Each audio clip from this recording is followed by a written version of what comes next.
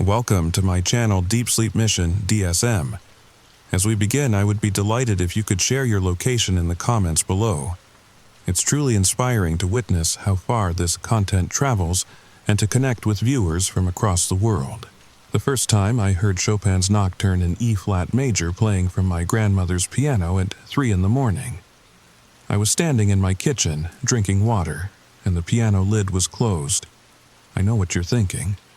Old house, thin walls, neighbor's kid practicing late. But here's the thing, my nearest neighbor lives half a mile away. And that piano, it hasn't been tuned in 15 years. Before you click away, let me ask you something. What would you do if the music started playing your deepest, most private thoughts? The melodies you hum when you think no one's listening? Because that's exactly what happened to me. And I need to know if I'm losing my mind, or if something far worse is happening. Now, let me tell you the whole story from the beginning. My grandmother passed away on a Tuesday.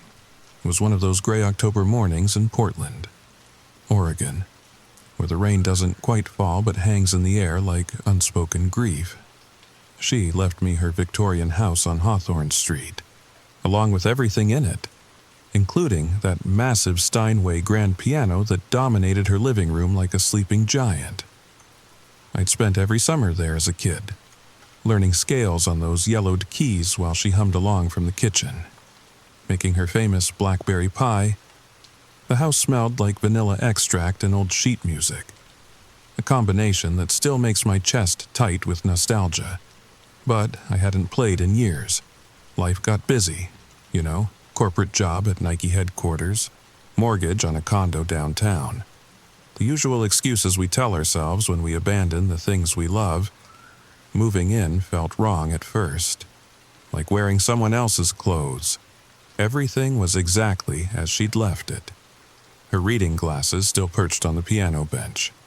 A half-finished crossword puzzle on the coffee table. Tuesday, October 15th, 4 across. Eternal rest. The answer was sleep, written in her shaky handwriting. That first night, I ordered Thai food from that place on Division Street and ate it straight from the container. Sitting on her plastic-covered sofa, the house creaked and settled around me, making those old house sounds that you tell yourself are normal. The piano sat there, lid closed, like a coffin in the corner of the room. I should have sold it. Looking back now, I should have called Morrison's music shop on Burnside and had them haul it away. But something stopped me. Maybe it was guilt. Maybe it was sentiment. Or maybe, just maybe, it was already too late. The first week passed without incident. I threw myself into organizing her things, donating clothes to Goodwill, sorting through photo albums filled with sepia-toned strangers. I avoided the living room, and, by extension, the piano. It felt like a presence watching me through the polished black wood. Then came that night. 2 weeks after I'd moved in, I'd been having trouble sleeping, tossing and turning in her old 4-poster bed. The antique clock in the hallway ticked too loudly. Each second felt like a heartbeat. Around 3 a.m., I gave up and padded downstairs for water. The kitchen was at the back of the house, past the living room. I didn't turn on the lights. I knew the way by feel. Muscle memory from all those childhood summers. The old hardwood floors were cold under my bare feet. I was filling a glass at the sink when I heard it. Soft at first, like someone was playing with the damper pedal down. Those opening notes of Chopin's Nocturne, the one every piano student learns. But there was something off about it. The timing was perfect, too perfect, like a music box, mechanical and precise.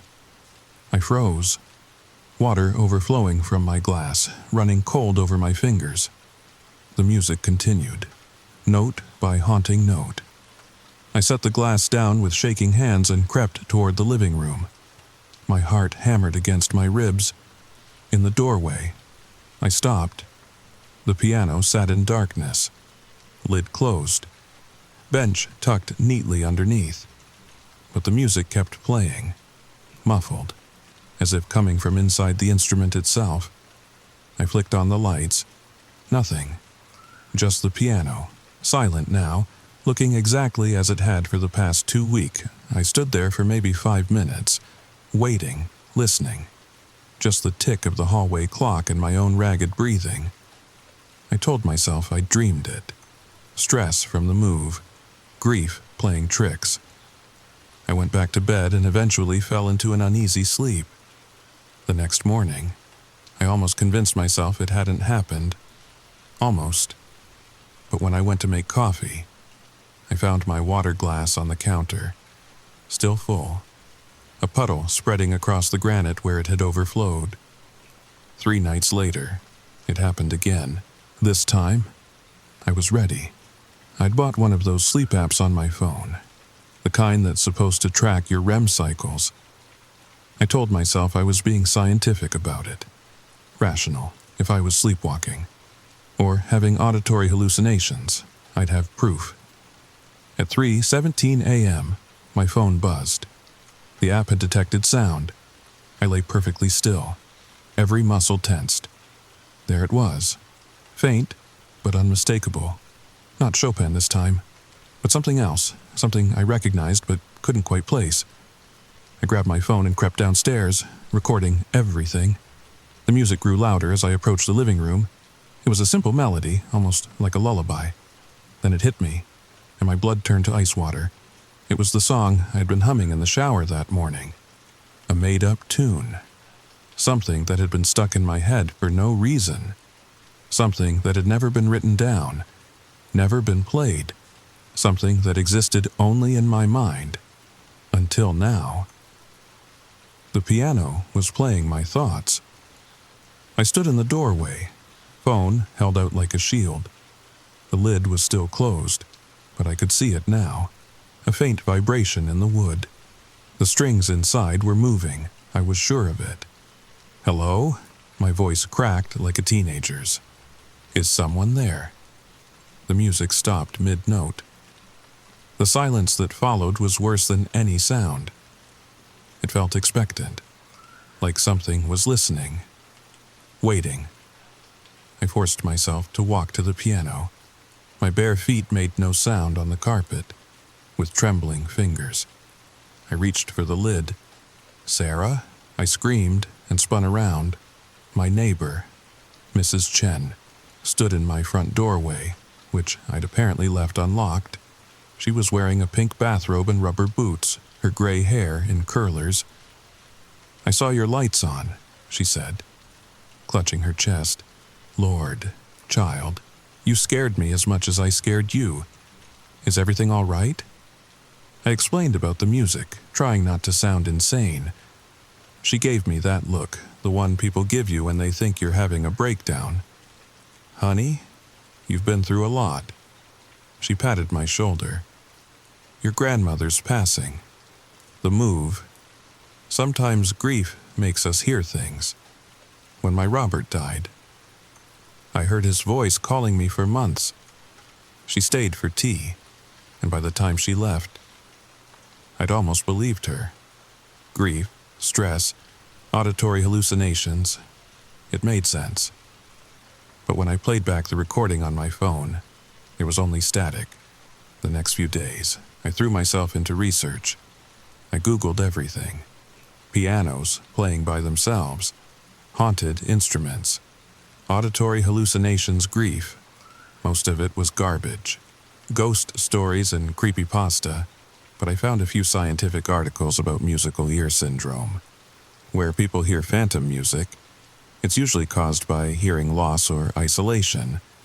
I made an appointment with my doctor, scheduled a hearing test, started taking melatonin for sleep. I even called a piano tuner, thinking maybe the strings were just settling in the old house, creating resonance. The tuner came on a Thursday. His name was Marcus, a tall man with calloused fingers who'd been servicing pianos in Portland for 30 years. He recognized my grandmother's Steinway immediately. "Beautiful instrument," he said. running his hand along the closed lid. 1912 Model B. They don't make them like this anymore. Your grandmother had me out here. Oh, must have been 2009, 2010. She mentioned it hadn't been tuned since then. I said. He frowned. That can't be right. I was here just last year. Last year, but she said. He pulled out a worn notebook and flipped through it. Here we go. October 23rd. Last year, she specifically requested. That's odd. What? He showed me the entry in his neat handwriting. Client requested tuning to 432 Hz instead of standard 440. Claimed it opened doorways. Unusual request but complied. Piano responded strangely. Noted unusual resonance in lower register. Client seemed pleased. Doorways. The word made my skin crawl. Marcus opened the lid, and we both gasped. The strings were covered in what looked like frost. Despite the house being a comfortable 70 degrees, he touched one, and it hummed. A deep vibration I felt in my bones. I've never seen anything like this, he whispered. The strings they're vibrating on their own. Look. He was right, tiny, almost imperceptible movements, like they were breathing. I can't work on this. He packed up his tools quickly. I'm sorry, but I don't know what this is. After he left, I sat on the couch, staring at the piano. The lid was still open, revealing those impossible frost-covered strings. As the sun set, casting long shadows across the room, I could swear I saw shapes in the frost. Musical notes forming and reforming. That night, I didn't wait for 3 a.m. I set up my laptop on the coffee table, opened a recording program, and pointed my webcam at the piano. If something was going to happen, I wanted proof. At 11:47 p.m., the temperature in the room dropped 10 degrees in as many seconds. My breath came out in clouds. The frost on the strings began to glow. A soft blue light that pulsed like a heartbeat. Then the music started. Not one song this time, but dozens. All at once, melodies I'd heard throughout my life, layered and twisted together. The lullaby my mother sang when I was sick, the wedding march from my failed engagement, the hymn from my grandmother's funeral, and underneath it all, that strange humming I'd been doing in the shower, binding them together like a thread. The laptop screen flickered and died. My phone shut off. Even the lights dimmed, as if something was draining all the power from the house. And in that semi-darkness, lit only by those glowing strings, I saw her. My grandmother sat at the piano bench, her back to me. But it wasn't quite her. The edges of her form wavered, like heat mirages on summer asphalt. She was wearing the dress we'd buried her in, that navy blue one with the pearl buttons. Her fingers moved over the keys, but they passed through them, touching something deeper, something underneath. The music coming from the piano wasn't from the strings at all. It was coming from somewhere else, somewhere the strings could only hint at. Grandma? My voice was barely a whisper. She turned, and I bit back a scream. Her face was incomplete, like a portrait someone had started but never finished. Her eyes were just suggestions of eyes, her smile a blur of memory. Sarah. Her voice came from everywhere and nowhere. I've been waiting. Waiting for what? For you to understand. She gestured to the piano. What I discovered. What I've been trying to tell you. The frost on the strings formed words now. Sheet music I couldn't quite read. Notes that hurt to look at. The piano, she continued. It's not an instrument. It's a receiver. And at the right frequency, 432 Hz. It can pick up broadcasts. Broadcasts from where? She smiled. That blurry, uncertain smile. From everyone who's ever played it. Every emotion. Every thought. Every piece of soul we pour into the music. It stays. It accumulates. Like sediment at the bottom of a lake. The music grew louder. I heard my own childhood practicing now. Scales and arpeggios, played with stubby 6-year-old fingers. My teenage years, pounding out angry rock ballads. All of it, preserved. But why show me this, I asked. Why the midnight concerts? Why scare me? Because someone needs to know. Her form was fading now. Someone needs to continue. The piano doesn't just receive. Sarah, with the right music, the right intention, it can transmit. Transmit what? But she was gone. The frost melted instantly, running down the strings like tears. The room temperature returned to normal so fast my ears popped. The lights came back on, blindingly bright. I sat there until dawn, trying to process what I'd seen, trying to rationalize it. Carbon monoxide poisoning? A stroke? A complete psychotic break? But the laptop had recorded everything. The file was corrupted, mostly static, but in the last few seconds, just before the battery died, you could hear it, my grandmother's voice. Clear as day. Play for them. Sarah, play their songs back to them. They need to remember. I should have left, packed my things, sold the house, moved back to my downtown condo, but I didn't. Because that night, after my grandmother's ghost or hallucination or whatever it was had faded, I'd felt something I hadn't felt in years. Purpose. I started playing again. Tentatively at first. Just scales and simple pieces. The piano responded normally during the day. The keys felt familiar under my fingers, like coming home, but I could feel it. Underneath, that strange resonance, that listening quality. I began researching in earnest, not ghost stories this time, but the real history of the house. Property records, old newspapers, my grandmother's journals, which I found in a box in the attic. What I discovered changed everything. The house had been built in 1892 by a man named Theodore Ashford. He was Portland's first piano teacher. Had a studio right here in what was now my living room. Over the decades, hundreds of students had learned on this very piano. My grandmother had bought it with the house in 1963, insisted it stay exactly where Ashford had placed it. But here's where it gets strange. In her journals, my grandmother had documented something she called the remembrance. Starting in 2010, after that unusual tuning, she'd begun hearing the music at night. But not random songs, specific pieces played by specific people. She'd tracked them down.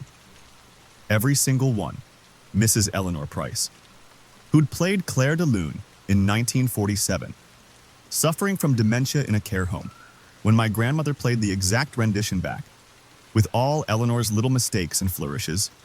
The woman had cried.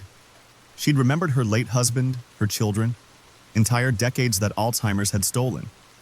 Timothy Chen, a veteran who'd learned piano here in 1968 before shipping out to Vietnam. He'd been struggling with PTSD for 50 years. My grandmother had played back his hesitant version of Danny Boy. He'd called her the next week, said it was like finding a piece of himself he'd lost in the jungle. Page after page of stories. People who'd lost themselves, forgotten who they were. And my grandmother, playing their memories back to them, helping them remember. But the last entry, dated a week before her death, was different. The piano is getting stronger. It's not just receiving anymore. Last night, I heard Sarah playing, but Sarah hasn't touched a piano in 10 years. It was pulling music from her, from miles away, her sadness, her regret, all those unplayed songs building up inside her. I won't be here much longer. The doctors say weeks, maybe days. But the piano will remain, and Sarah will come. She has to. Because there are so many who need to remember. So many songs trapped in the silence between the notes. The piano doesn't just play music, it plays memories. It plays souls. And someone needs to be here, to play them back, to remind people who they are, who they were, who they could be again. I'm leaving it all to her. The house, the piano, the responsibility. She'll think she's going mad at first, they all do. But she'll understand. She'll remember why she loved music, why it mattered, why it still matters. Play for them. Sarah, play their songs back to them. They need to remember. I closed the journal and looked at the piano. It sat there, patient, waiting. That night, I didn't go to bed. I sat at the bench, hands poised over the keys. At exactly 3:17 a.m., I felt it, the pull, the piano wanting to play. This time, I let it. My fingers moved without my conscious control, playing songs I'd never learned. A waltz from 1923, a jazz piece from 1955, a child's first recital from 1987. Each one perfect, down to every hesitation, every missed note, every surge of emotion. And with each song, I saw them, faint impressions, the people who'd played them, their hopes, their fears, their love poured into every note. I understood then. The piano wasn't haunted. It was alive, alive with every moment of music that had ever passed through it. A repository of human experience, waiting to be shared. I've been here 3 months now, every night. I play, sometimes. I get visitors. People drawn by something they can't explain. They stand in my doorway, tears streaming down their faces, as I play back moments they'd forgotten. First loves, last goodbyes, children's laughter, parents' lullabies. Last week, a woman came from Seattle. She'd driven 3 hours because she couldn't stop thinking about a melody. Her father had learned piano here in 1971. When I played his piece, she collapsed, sobbing. She'd been estranged from him for 20 years. Called him that night. But here's the thing. The piano isn't satisfied with just the past anymore. Lately, I've been hearing new music, songs that haven't been played yet, melodies from people who haven't been born. The piano isn't just a repository. It's a conduit, a bridge between what was, what is, and what could be. And I'm scared. Because last night, I heard something different. It started with the usual music at 3:17, but then, underneath it all, was a new sound, a discordant hum, like static between radio stations. And in that static, I heard voices, thousands of them, all calling out, desperate to be remembered. The piano is evolving, growing stronger. The frost on the strings spreads a little more each night. Soon, it won't need me to play at all. So I'm documenting this, leaving a record, because I don't know what happens next. I don't know if I'll still be me when the frost reaches the keys. All I know is that the music must continue. The memories must be preserved. The songs must be played, even if, especially if, they're no longer entirely human songs. If you're reading this, if you found this account, then maybe you've heard it too. That music in the night. Those melodies that seem familiar but wrong. Those songs that play in houses where no one's touched a piano in years. Don't ignore them. Don't dismiss them as imagination. Listen. Because somewhere, in an old Victorian on Hawthorne Street in Portland, a piano is playing your song.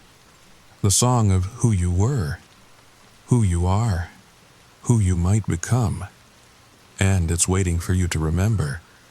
The music never stops. It just waits for the right ears to hear it. So tell me, what song do you hear when you close your eyes at night?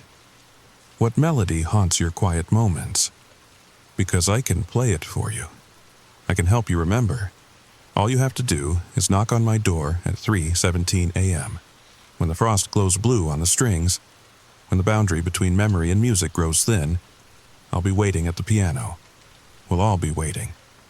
Wait, do you hear that? That faint melody? I bet if you close your eyes right now, you can almost make it out. Is it a song from your childhood? Something your parent hummed? Or is it something else? Something you've never heard before, but somehow know. Leave a comment below and tell me what music haunts your quiet hours. And if you're ever in Portland, if you ever find yourself on Hawthorne Street at 3 a.m., well, just remember, the piano remembers everything. Subscribe if this story kept you awake. Share if you heard your own song in these words. And whatever you do, don't ignore the music in the night. It's trying to tell you something. Story number 2. The $20 bill in my hand was still warm from my pocket when everything went wrong. I'm telling you this because I need someone else to know. Someone else to understand that what happened at Millbrook General Store wasn't just my mind playing tricks. The security footage, they say it doesn't exist. But I was there. I know what I saw and what I didn't see. Listen carefully, because after tonight you might start noticing things too, things that were always there.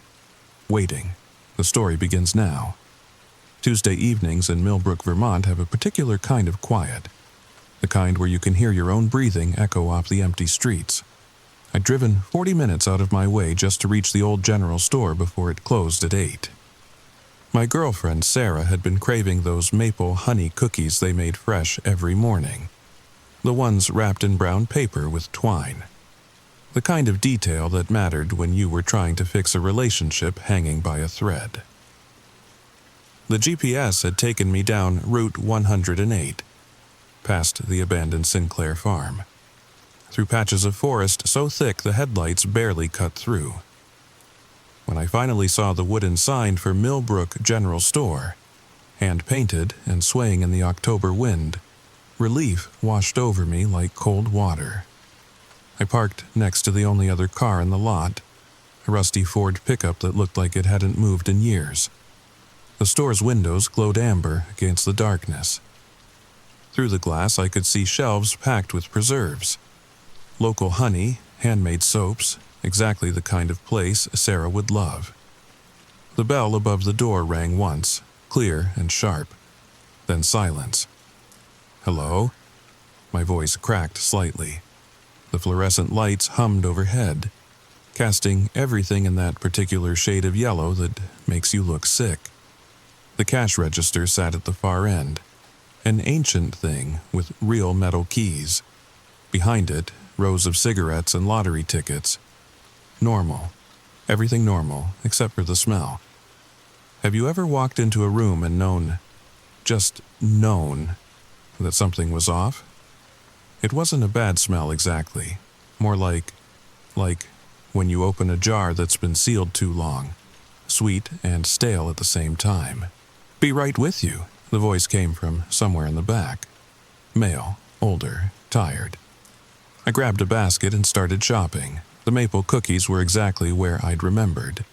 Third aisle, bottom shelf. I picked up 2 packages. Then some Vermont cheddar. A jar of blackberry preserves, local beer, playing the part of the thoughtful boyfriend, even though Sarah and I both knew we were past saving. The shopkeeper appeared as I was reading the label on some apple butter. He moved wrong. That's the only way I can describe it. Like someone had taught him how to walk but forgot to mention the small things. The way weight shifts. The natural sway of arms. He was maybe 60, gray stubble, plaid shirt tucked into jeans. Normal, but his eyes were the color of old pennies. Finding everything, he smiled, and I noticed his teeth were perfect, too perfect. Like dentures, but newer somehow. Yeah, thanks. I held up the basket, just grabbing some local stuff. He nodded slowly, too slowly. First time in Millbrook? No, I've been through before. My girlfriend loves your maple cookies. Ah. He turned and walked back toward the register. That strange mechanical walk. Those are popular.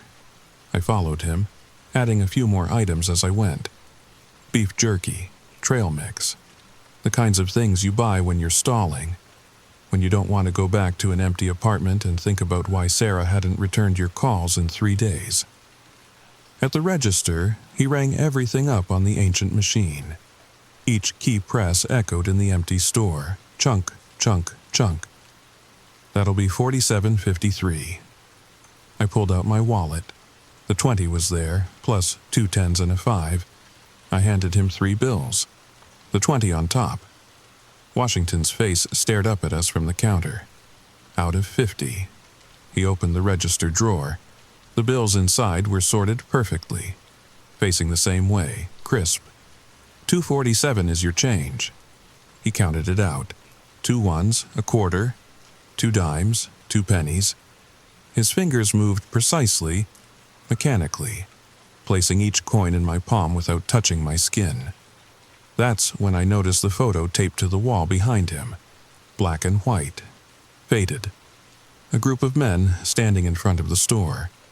The sign above them read Millbrook General Store, 1952. "Family photo?" I asked, pocketing the change. He turned to look. When he turned back, his smile was different. Wider. You could say that. The lights flickered. Just once. Quick enough that I almost missed it. "Would you like a bag?" He was already reaching under the counter. "Sure, thanks." The paper bag crinkled as he loaded my items. Cookies first, then the preserves, nested carefully so they wouldn't break. The kind of attention you'd expect from someone who'd been doing this for decades. "Drive safe." He pushed the bag across the counter. "Road gets tricky after dark." I grabbed the bag, turned toward the door, took 3 steps. The bell rang behind me. I spun around. The counter was empty. Not just empty, abandoned. Like no one had been there for hours. The register drawer hung open. My change was scattered across the counter, but the bills I'd given him were gone. "Hello?" My voice echoed off the walls. "Sir?" The lights hummed. The clock on the wall ticked. 7:47 p.m. I set the bag down and walked back to the counter. Leaned over to look behind it. Nothing, no door, no place someone could duck down, just worn linoleum and dust bunnies.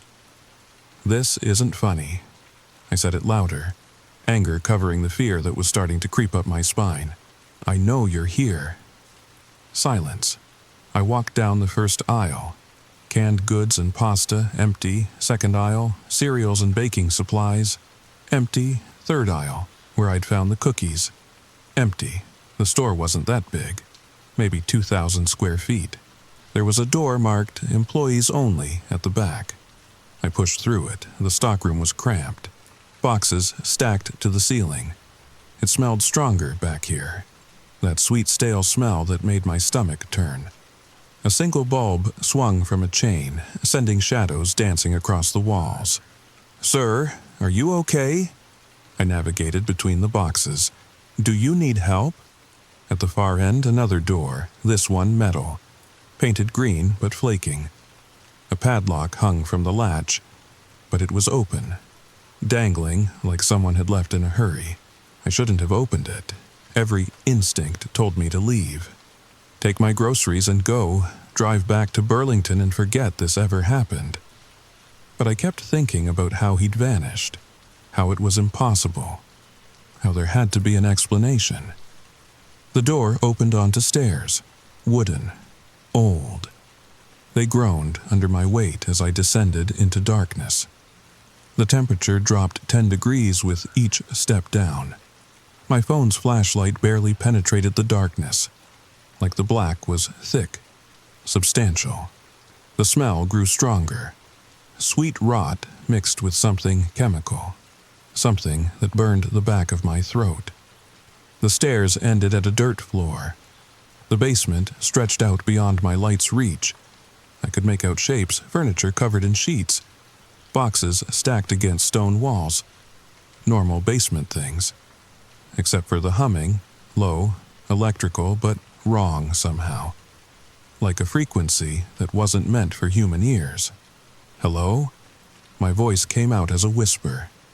I cleared my throat, tried again. "I'm looking for the shopkeeper. Are you down here?" The humming stopped. In the silence I heard breathing. Not mine. Slower, deeper, coming from everywhere and nowhere at once. I swept my phone's light across the room. The beam caught something that made me step back.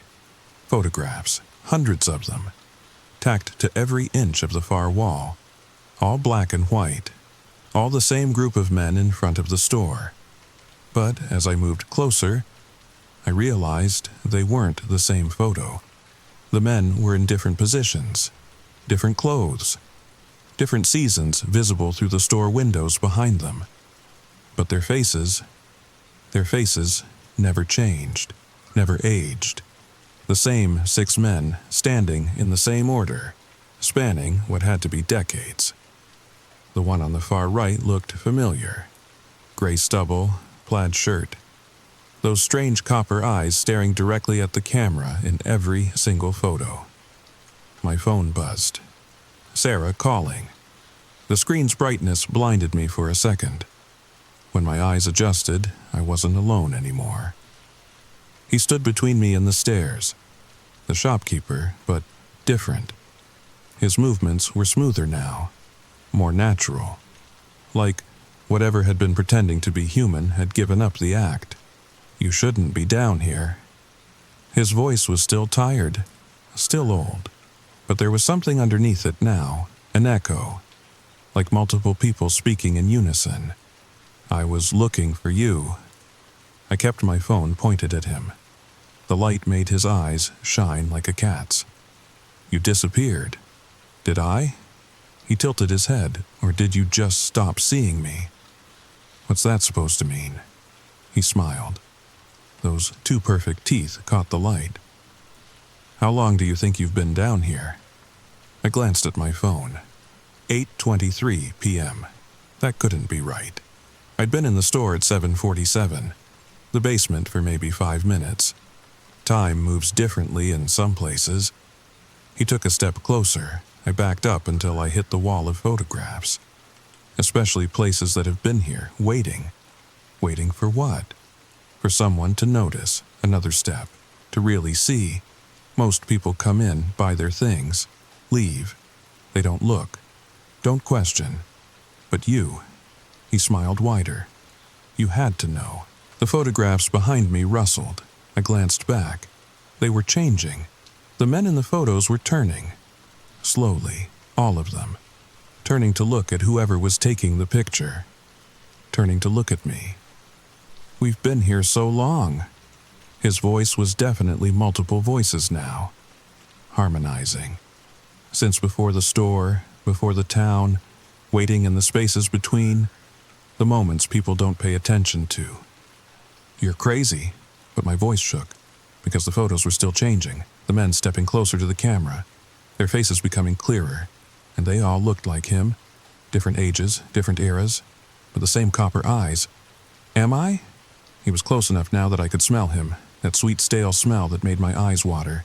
Tell me, what did you do with those 3 seconds? What? Between putting your items on the counter and me appearing, 3 seconds, where did they go? I tried to remember, tried to picture it, but there was nothing, a gap, like a record skip. That's where we live. He reached out. His hand moved in stutters, like a film missing frames. In the spaces between moments, the pauses people don't notice. We've been feeding on them for so long, but it's not enough anymore. His fingers were inches from my face when my phone rang again. Sarah. The ringtone shattered whatever spell had been building. I ducked under his arm and ran for the stairs. He didn't chase me, just laughed. A sound like wind through empty rooms. I took the stairs 3 at a time. Burst through the stockroom. The store was different now, darker. The shelves seemed taller, the aisles longer. I could hear him behind me. Not footsteps, that rustling sound. Like the photographs coming alive, the front door was locked. I pulled, pushed, slammed my shoulder against it. The glass didn't even rattle. You can't leave. His voice came from every aisle at once. Not until you give them back. Give what back? The moments you stole. The seconds you weren't paying attention. They belong to us. The lights went out. Complete darkness. Just the glow of my phone screen. Sarah's face smiling up at me from the missed call notification. God, I missed her. Missed the way she laughed at my stupid jokes. The way she hummed while cooking. All the little moments I'd taken for granted. That's when I understood. Those moments, the ones we don't notice, the spaces between breaths, the pause before a kiss, the second of silence before laughter. That's what they wanted, what they fed on. I'll make you a deal, I spoke to the darkness. I'll give you what you want, but you let me go. Silence, then, show us. I closed my eyes, thought about all the moments I'd wasted, the times I'd been on my phone while Sarah talked about her day, the dinners eaten in silence, the walks where I'd been somewhere else entirely. All those precious seconds I'd let slip away without noticing. I felt them leave me, pulled out like threads from a sweater, each one a small death, a tiny goodbye to something I'd never get back. When I opened my eyes, I was standing in the parking lot, my car keys in my hand, the bag of groceries at my feet. The store was dark, closed, like it had been for hours. I drove home in silence, called Sarah from the parking lot of my apartment. "Hey," her voice was warm, concerned. "I've been trying to reach you. I know, I'm sorry, How could I explain? I got lost. Are you okay?" "Yeah, I missed you." She paused. I could picture her, curled up on her couch, twirling her hair the way she did when she was thinking. "I missed you too." We talked for an hour, really talked, like we hadn't in months, about nothing, about everything, making up for all those lost moments. But here's the thing that keeps me awake at night. The next morning, I Googled Millbrook General Store. Nothing. No website, no reviews, no mention of it anywhere. I drove back out Route 108, followed the same path. But where the store had been, there was just an empty lot, overgrown with weeds, a rusty chain blocking the entrance. I asked around Burlington. No one had heard of it. The maple cookies I'd bought, the bag was still in my car, but it was empty, like I'd carried home a bag of air. Sarah and I got back together. We're good now, better than before. I pay attention to every moment, every pause, every breath between words, because I know what happens to the ones we waste. But sometimes, usually around 7:47 p.m., I feel it. That sensation of being watched, of something waiting in the spaces I'm not looking. And I wonder, when I gave them those moments, did I give them away back? Last week, I was at a gas station in Montpelier, paying for coffee. The cashier, a teenager with gauges and purple hair, counted my change, placed it in my palm without touching my skin, and for just a second, just a fraction of a moment, his eyes flashed copper. I ran, left the coffee, left the change, got in my car and drove until my hand stopped shaking. But I know it's not over, because here's what I figured out, what I think they wanted me to know all along. They're not confined to that store. They never were. They're in every transaction, every moment of exchange where attention slips. The second you look away while the barista makes your latte. The pause while waiting for your credit card to process. The space between thank you and have a nice day. They're spreading. And the worst part, I think I helped them. By noticing, by acknowledging they exist, by telling this story, which brings me to why I'm sharing this with you. 2 nights ago, I was paying for groceries at the Market Basket on Pine Street, normal Tuesday night, normal tired cashier, normal everything. Until she handed me my receipt. Her fingers brushed mine, just barely, but enough for me to see her eyes flicker. Copper to brown and back again. "Have a nice night," she smiled. Perfect teeth, too perfect. I sat in my car for an hour, watching through the window, counting how many people went through her line. How many tiny moments of contact, how many opportunities to spread. Whatever this is. I should have warned them, should have done something. But who would believe me? Who believes any of this? You do, or you wouldn't still be listening. So here's my warning.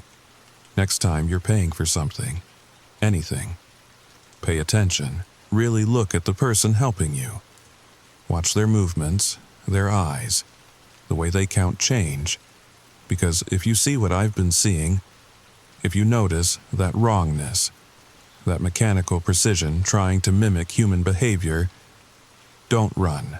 That just confirms you can see them. Instead, hold the moment. Every second of it. Don't let your attention wander. Don't give them any gaps to slip through. Make the transaction last. Ask questions. Count your change twice. Anything to stay present. Stay aware. Because the moment you look away, the second your mind drifts, that's when they take root. That's when you become like me, seeing them everywhere, knowing they're spreading, unable to do anything but watch and warn and hope someone listens. I need to tell you about yesterday. Sarah and I were at a farmer's market in Waterbury. Sunny Saturday morning. The kind of perfect October day that makes you forget darkness exists. She was laughing at something. I can't remember what, her hand in mine. Everything good and normal and right. Then I saw him, the shopkeeper, standing behind a table of apple cider. Same gray stubble, same plaid shirt, same copper eyes. But younger somehow. Like the photographs in reverse. Sarah didn't notice when I stopped walking. Didn't notice when my hand slipped from hers. She kept moving through the crowd while I stood frozen, watching him serve customers. That same mechanical precision, that same too-perfect smile. He saw me watching, nodded, held up a paper cup of cider like a toast. I found my voice. "Sarah," she turned back. "What's wrong? We need to go." "But we just got here." She looked where I was staring. "Oh, fresh cider. Let's get some." "No." I grabbed her arm. Too hard. She pulled away. "Jake, what is going on with you?" I couldn't explain. How could I? Your boyfriend thinks the apple cider vendor is some kind of moment-stealing entity? That sounds stable. Please. I was begging now. Please, just trust me. She must have seen something in my face, fear, maybe, or madness. Because she nodded. Let me lead her back to the car. But I saw the way she looked at me, the distance already growing. In the car, I tried to explain, told her everything. The store, the basement, the photographs, the way they lived in the spaces between moments. She listened, nodded, asked careful questions. The kind you ask when someone you love might be having a breakdown. Maybe you should talk to someone. Her voice was gentle. This stress with us, with work, it's a lot. I'm not crazy. I didn't say you were. But she was already pulling away. I could feel it, see it in the spaces between her words, the pauses that used to be comfortable now filled with doubt. That was yesterday. This morning, she called to say she needs some time, some space, to think about things, about us. I wanted to fight, to beg, to make her understand, but I just said okay, because what else could I do? I've been driving all day, through every small town in Vermont, checking every store, every market, every place where money changes hands, and I see them, more each time. Different faces but the same eyes, the same wrong movements. They're not hiding anymore. At a gas station in Woodstock, the attendant. At a diner in Killington, the waitress. At a bookstore in Manchester, the owner. All of them moving like puppets learning to be real. All of them with those copper penny eyes. And the worst part, no one else notices. People hand over their money, accept their change, move on with their lives, blind to what's happening right in front of them. But you notice now, don't you? Now that I've told you. Now that you know what to look for. You'll see them too, at your coffee shop tomorrow morning, at the grocery store, at the gas pump, anywhere money changes hands, anywhere attention slips. I'm parked outside that empty lot in Millbrook now, where the store should be, writing this on my phone, hoping someone will read it, will understand, will know what to do because I'm out of ideas, out of hope, out of moments to give. The sun is setting. 7:47 p.m. according to my phone. The same time I walked into that store. The same time everything changed, and in the dying light, I can see it. The outline of the building, faint like a shadow of something that was, or something that's trying to be again. I'm going inside. If you're reading this, If you've made it this far, then you know what to look for, you know what to avoid. Don't let your attention wander. Don't give them the spaces between. And whatever you do, don't come looking for me, because I finally understand what they want, why they're spreading, why they needed someone to notice, to tell others, to make more people aware. They're not feeding on our lost moments anymore. They're feeding on our fear of losing them, on the constant vigilance, the paranoia, the need to watch every second, to never let our guard down. They've turned attention itself into a prison, and I helped them build it. The door is opening now. I can see him standing behind the counter, waiting, patient, like he has all the time in the world. Because he does. He has all the stolen moments, all the spaces between, all the time we'll never get back. Welcome back. I can hear him even from here. That tired voice, that echo underneath. Did you bring what you owe us? I know what he means now. The moments I've been hoarding, clinging to, every second with Sarah, every precious pause, every breath between words. I've been holding them so tight, afraid to let them go, afraid to lose them like I lost all the others. But that's the trap. The real horror. It's not about what they take, it's about what we refuse to give. Love isn't about holding on to every moment, it's about trusting that there will be more. That the spaces between aren't empty. They're full of possibility, of the next laugh, the next touch, the next perfect ordinary moment we don't need to document or hoard or fear losing. I'm walking toward the store now. The gravel crunches under my feet, real, solid, present. The door is open. The lights are on. That familiar amber glow. But I'm not afraid anymore, because I know the secret. The way to beat them. The thing they don't want you to know. Let go. Let the moments pass. Let your attention wander. Let life flow around you and through you without trying to catch every drop. Because the tighter you hold on, the more you feed them. The more you become like them. Mechanical. Precise. Going through the motions without feeling. I'm inside now. He's smiling at me from behind the counter. Those copper eyes almost kind. Ready to pay your debt? I nod, close my eyes and let go. Every hoarded moment. Every stolen second with Sarah. Every pause I've been guarding, I let them flow out of me like water, like breath, like life. And in return, I get something else. Something I didn't expect. Peace. The store fades. The shopkeeper fades. Everything fades except this moment, this exact moment. Sitting in my car, in an empty lot, typing the last words of a story that might be true, or might be madness, or might be something in between. My phone rings. Sarah. Hey. Her voice is warm, worried. Where are you? I look around. The lot is empty. Just weeds and broken asphalt. I got lost again. Come home. Simple words.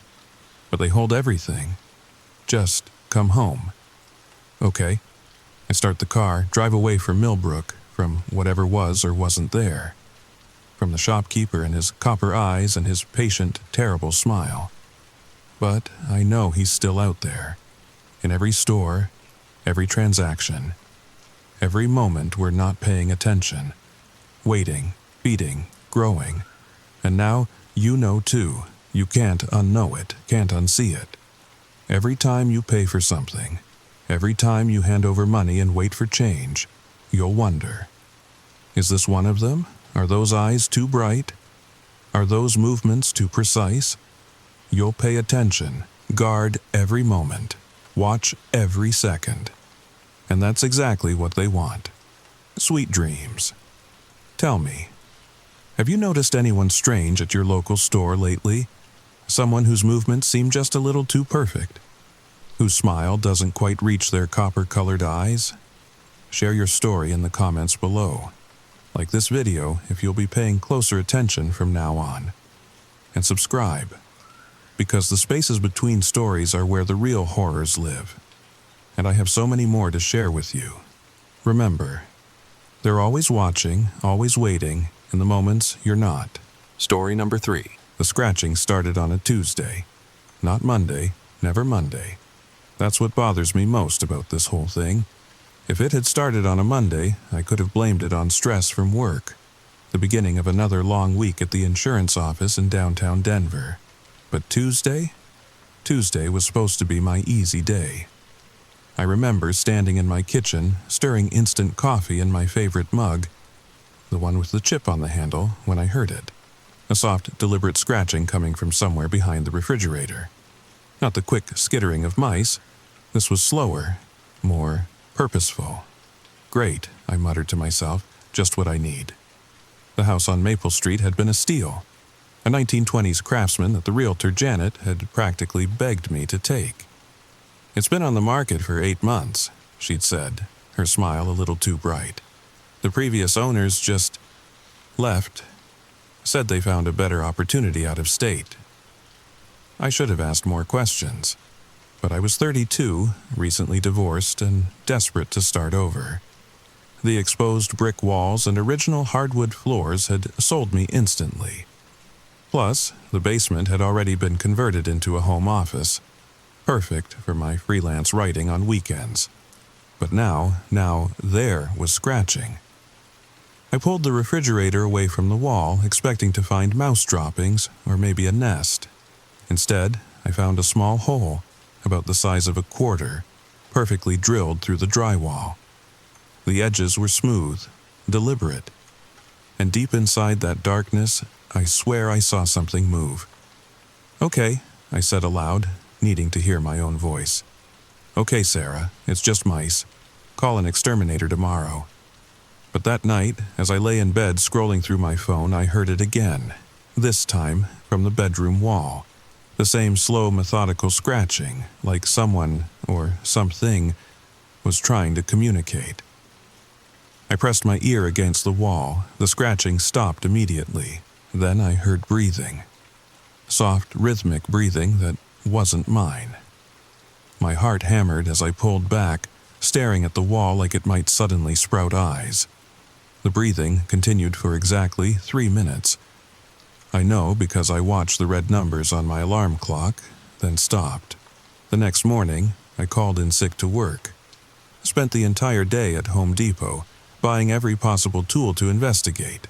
Stud finder, flashlight, even one of those little cameras on a flexible cable that plumbers use. The cashier, a kid named Tyler with gauge earrings, gave me a weird look. "Doing some renovations?" he asked. "Something like that," I muttered, swiping my credit card. Back home, I started with the kitchen. Used the stud finder along the wall where I'd found the hole. The device beeped normally at first, showing the regular pattern of studs every 16 inches. But then it went crazy. The digital display showed solid mass for nearly 3 feet, right in the middle of what should have been empty space. "That's not possible," I whispered. I drilled a tiny hole, just big enough for the camera. My hands shook as I fed the cable through, watching the grainy display on the small screen. At first, just darkness and insulation. Then the camera emerged into a space. An actual room between my kitchen wall and what should have been the exterior of my house. And in that room, furniture. Tiny furniture. A miniature table, chairs, even what looked like a small bed, all of it old, covered in dust, but arranged with care. Like someone had been living there, my throat went dry. I pulled the camera back so fast I nearly dropped it. That's when I heard the voice, soft, muffled, coming from inside the wall. "She found the viewing hole, Papa," a child's voice, a little girl. I stumbled backward, knocking over my coffee mug. It shattered on the floor, brown liquid spreading across the white tiles. The voice continued, joined by others now. Whispers. Urgent whispers. "She's not supposed to see yet. It's too early. Papa, what do we do?" And then a deeper voice, male, authoritative. "We wait. She's not ready." Ready for what? I ran. grabbed my purse and ran straight out the front door, not stopping until I reached my car. My hands fumbled with the keys as I looked back at my house, my beautiful craftsman house, and saw movement in the upstairs window. A small face, pale and wide-eyed, watching me from behind the curtain. But I lived alone. I drove to a motel on Colfax Avenue, the kind that rents by the hour but asks no questions. I spent the night staring at the water-stained ceiling, trying to make sense of what I'd seen. Tried to convince myself it was stress, a hallucination. Maybe a gas leak causing me to see things. But deep down, I knew better. The next morning, I called my brother Marcus in Colorado Springs. He answered on the third ring, voice groggy. "Sarah, it's 7 in the morning.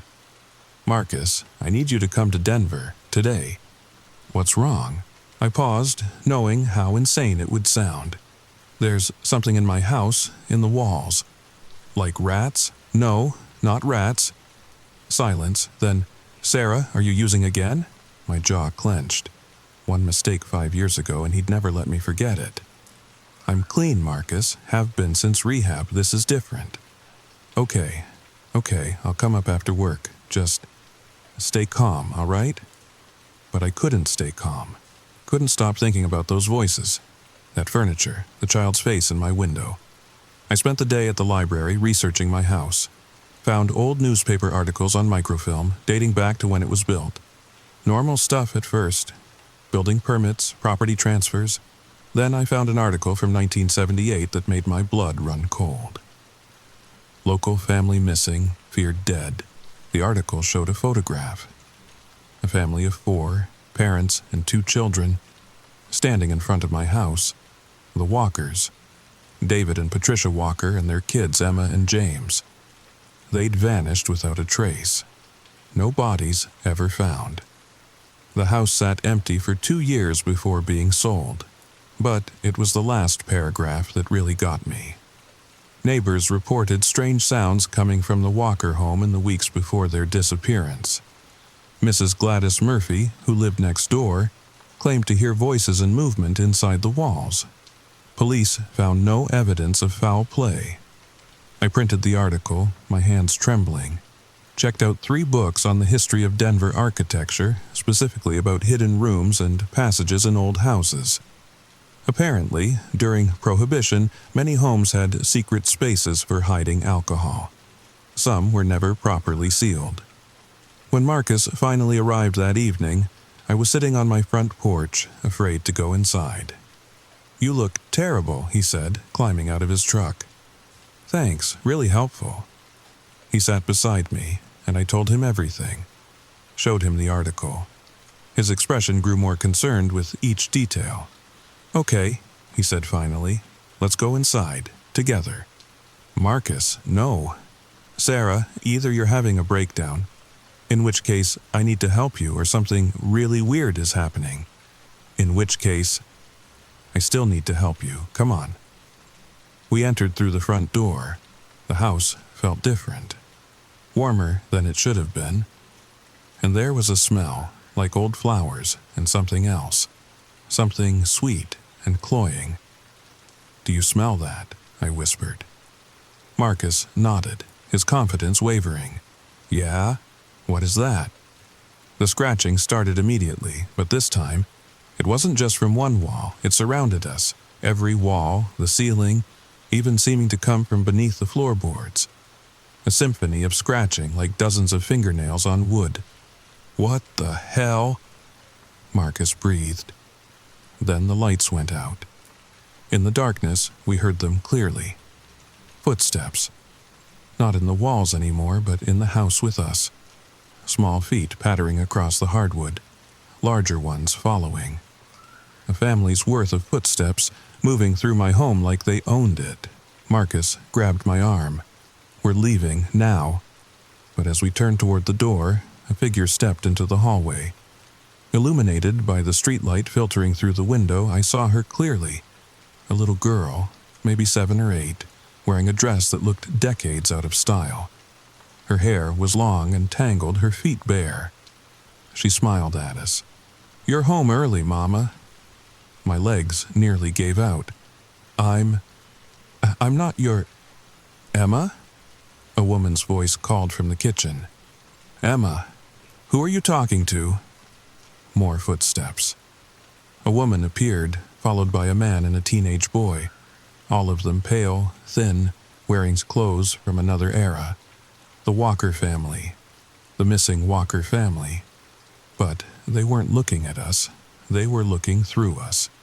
Nobody, Mama, Emma said, just practicing my letters on the wall. The woman smiled. That's nice, dear, but remember, we must be quiet. The people upstairs might hear. The people upstairs, they meant us. Marcus and I were the people upstairs. The family walked past us, close enough that I could see the patterns on the woman's dress, the scuff marks on the man's shoes. They headed toward the basement door, opened it, and descended. The door closed behind them with a soft click.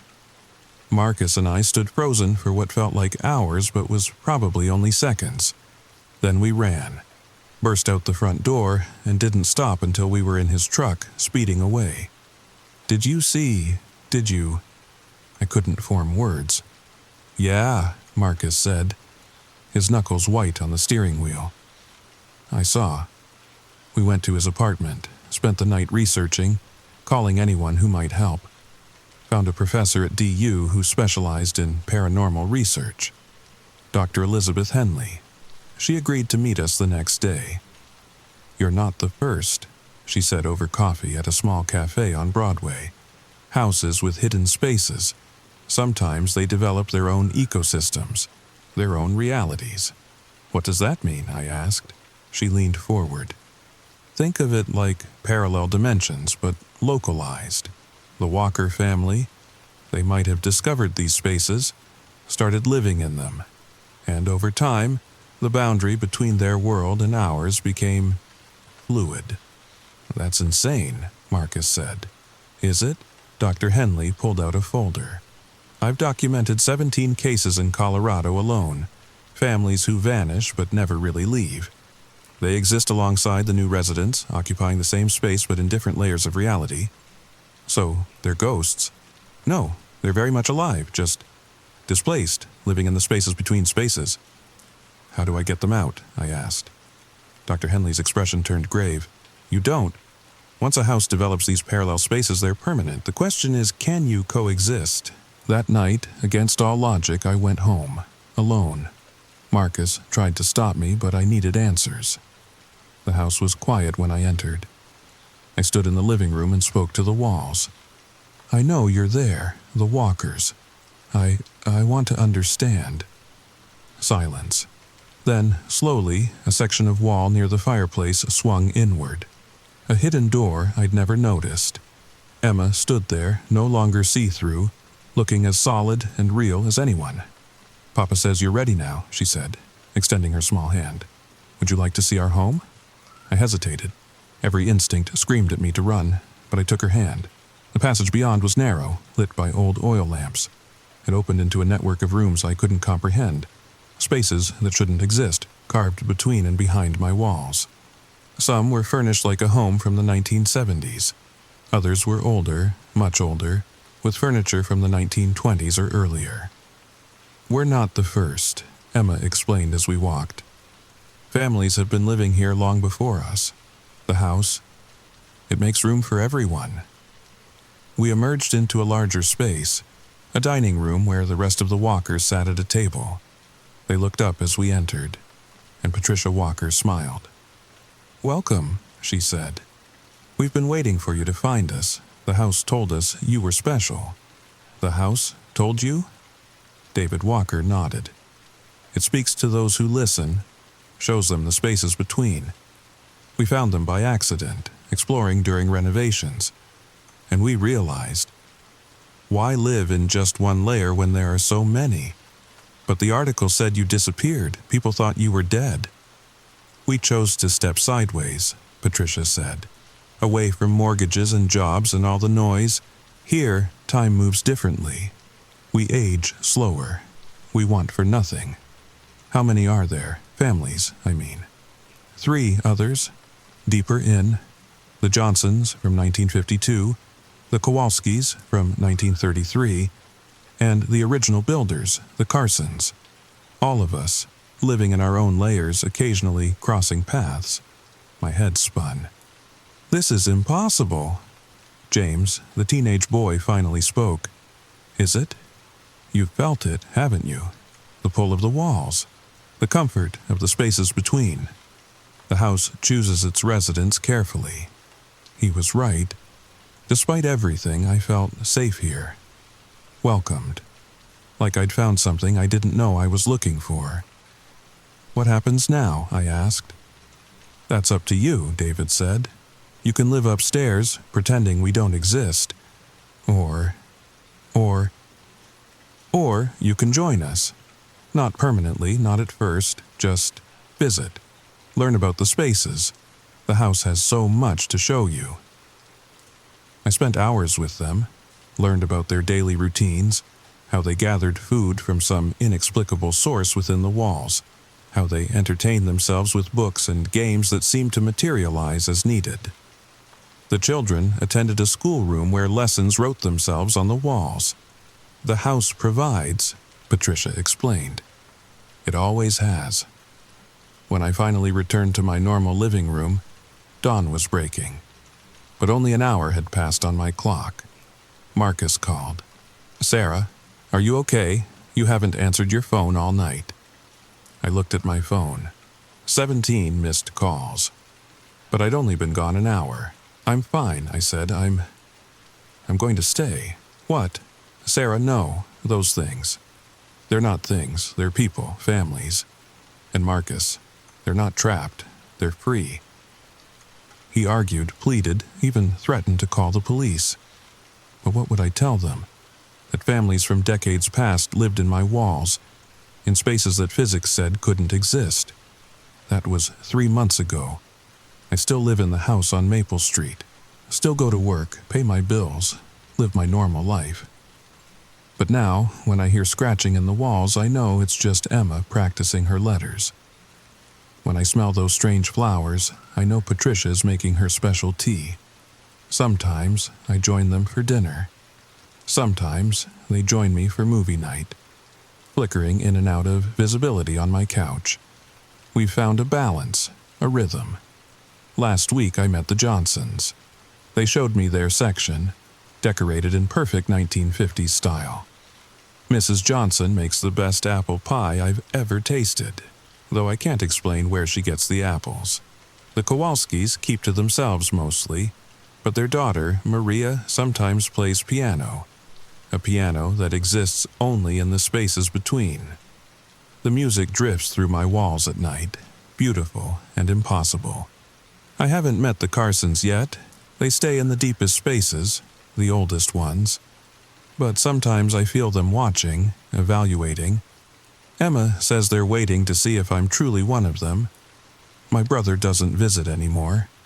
My coworkers think I've become a hermit. But I've never been less alone.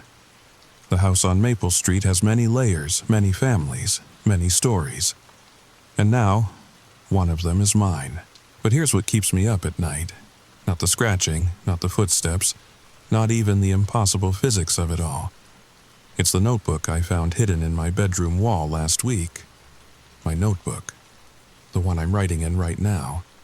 Except the pages were aged, yellow, and brittle, like they'd been there for decades. And the last entry, in my own handwriting, said, I've decided to step sideways permanently. The walls are calling and I must answer. If someone finds this, know that I made this choice freely. The families are waiting for me. They've always been waiting. I haven't written those words. Not yet. But lately, when I look in the mirror, I swear my reflection moves a half-second too late. And sometimes, in the corner of my eye, I see another me walking through my house. A me that's already made the choice. The walls are calling, every day, a little louder. So, I need to ask you something, and I need you to answer honestly. Those of you listening to this right now, comfortable in your homes, surrounded by your walls. Do you ever hear them whisper?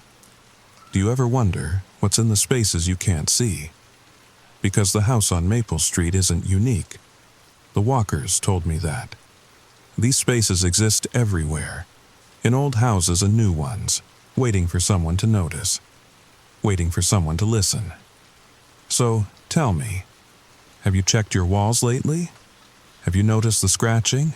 Because once you hear it, really hear it, the walls never stop calling.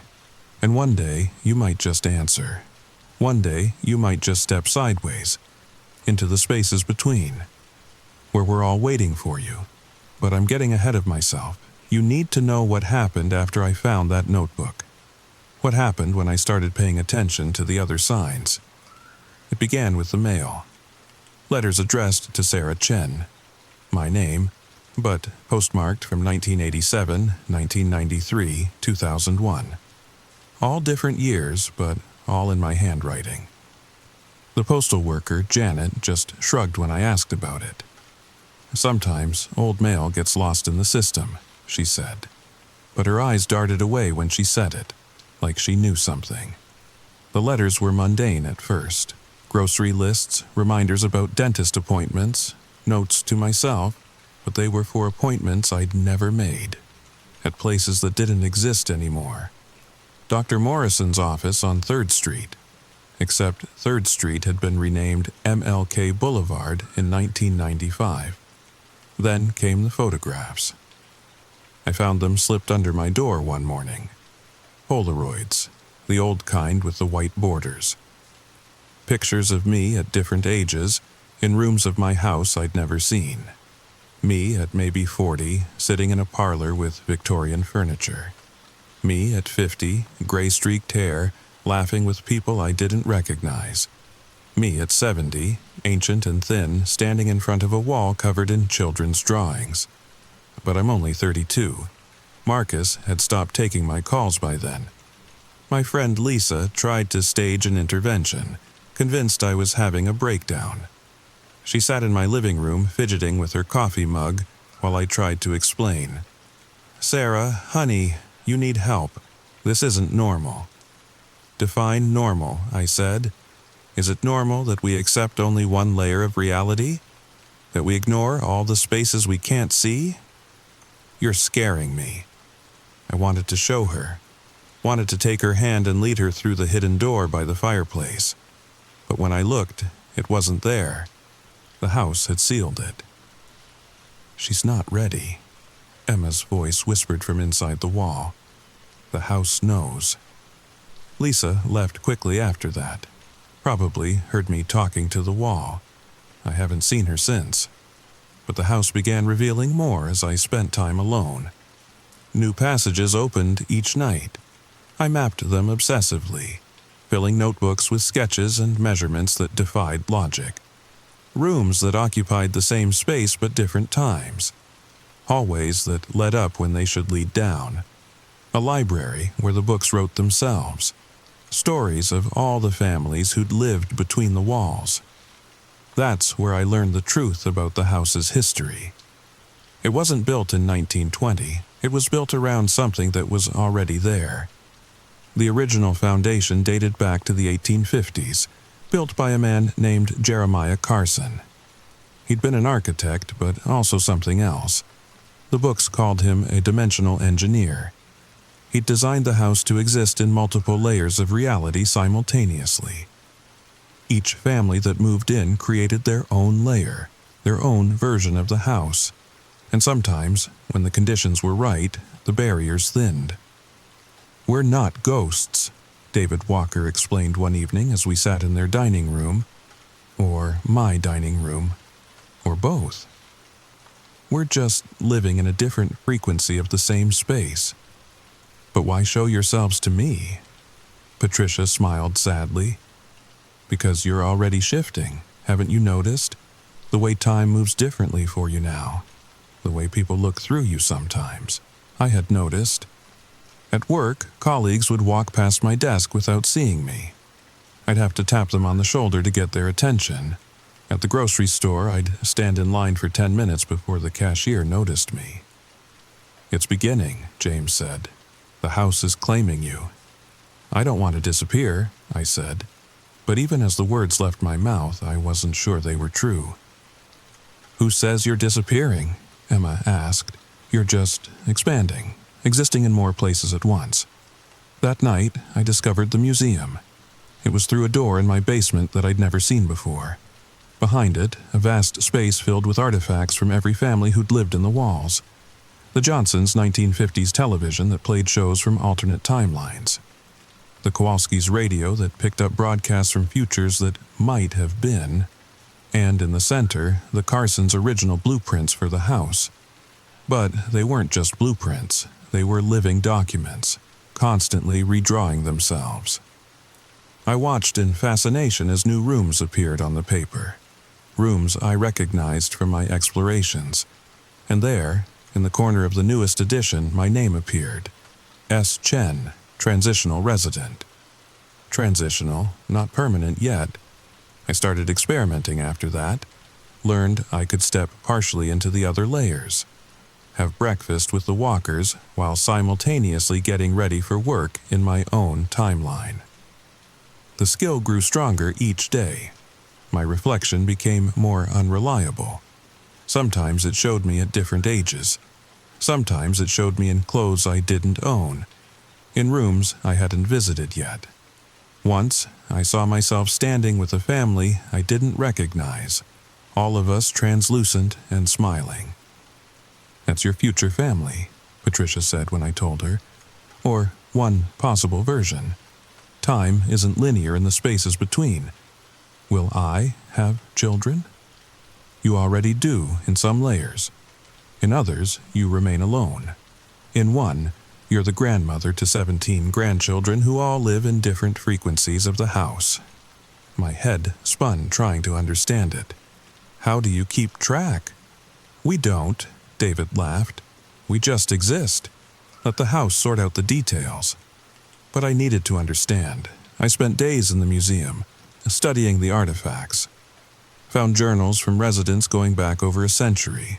All told the same story.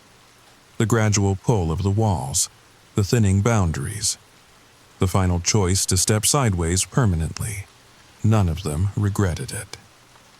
"The outside world is just one channel," Mrs. Johnson explained when I visited their 1950s lair. "We have access to all of them." She showed me how to tune into different realities using their old television. I saw versions of history where Denver developed differently, where my house was a mansion, a shop, a school. In one timeline, it was a hospital where a version of me worked as a nurse. "Is any of it real?" I asked. "All of it," Mr. Johnson said. "Every choice creates a new branch. The house contains them all." The Kowalskis finally invited me to their section. It was older, more formal, filled with Art Deco furniture and the smell of old books. Mr. Kowalski was a professor in his timeline, teaching at a university that existed only in certain layers. "The question," he said in accented English, "is not whether to join us. You've already begun. The question is whether to resist or embrace it." His daughter Maria played piano for me. The music was unlike anything I'd heard, notes that seemed to exist between the normal scale. It made me weep without knowing why. "The music of the spheres," she said. "You can only hear it from between spaces." But it was my first meeting with the Carsons that changed everything. They appeared in my bedroom one night, or I appeared in theirs. The boundaries had become so thin I couldn't tell anymore. Jeremiah Carson was a tall man with piercing gray eyes. His wife, Constance, moved with an otherworldly grace. "You're the one," Jeremiah said without preamble. "The one we've been waiting for." "I don't understand." "The house needs an anchor," Constance explained. "Someone who exists fully in multiple layers. Someone to help guide new residents through the transition. A bridge," Jeremiah added, "between the seen and unseen spaces." "Why me?" "Because you question, but don't reject. You fear, but don't flee. And most importantly," he gestured to the notebooks I'd filled with observations, "you document. You preserve. The house needs a historian." They showed me the deepest spaces then.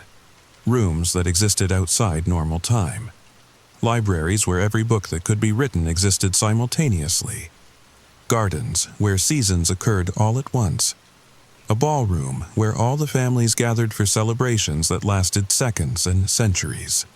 "This is your inheritance," Constance said. "If you choose to claim it."